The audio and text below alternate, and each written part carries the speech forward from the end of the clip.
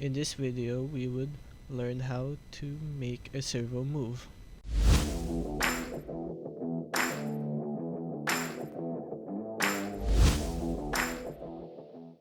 The components needed for this Arduino project would be 3 jumper cables and then 1 servo. So basically just inserted the 3 ports from the servo and then just connect it into the Arduino board. And also to make sure that you've connected the proper places onto the servo and to make sure that it's actually working, the yellow wire is for the Arduino digital pin, the red wire is to connect the power, and then the black wire connects to ground. Once that's done, let's proceed into the coding part. Epilogue. Now that we're on the Arduino IDE, let's proceed to the coding part of our servo. So in order to do that, we would actually borrow from the servo library, which we will use the include syntax and then our servo. Usually these types of libraries for our Arduino IDE, we would literally have to download this, as you can see here.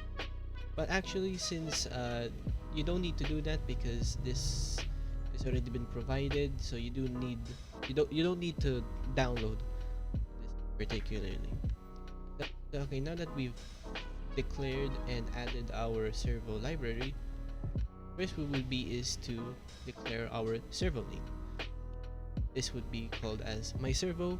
You can name anything that you want. You could name this Apache helicopter or bug. You can do whatever you want. So basically we would see if our servo is running up to, just a quick turn. So nothing too out of the ordinary. Just keep it more simple and basic.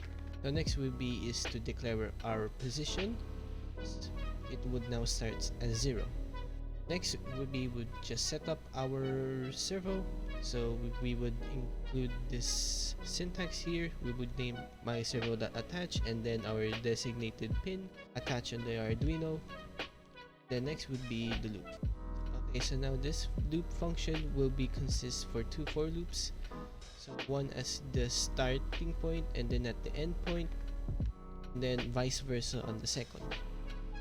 So basically, keep it more simply, understandable and not to confuse. So we would basically declaring our position as 0. So this will be the starting point. Next would be from where our starting position reaches up to 180 degrees. So why is it 180 degrees? Well, our servo provided by our professor only reaches the limit up to 180.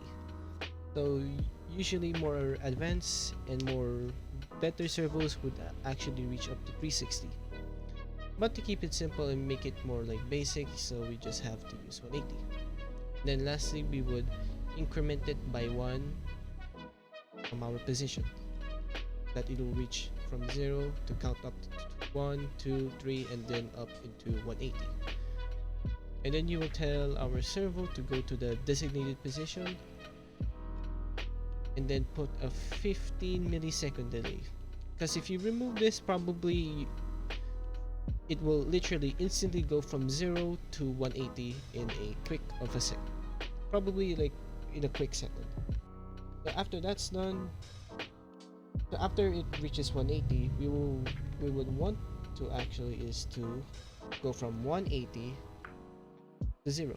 So basically you would do the opposite by decrementing the for loop. So basically after it reaches to 180 at the first for loop, so now we would go from a 180 and then it reaches up to less than 1.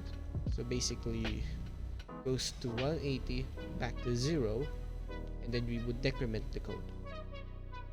Then you would tell our servo to where it's going, and then after that you will get the expected results.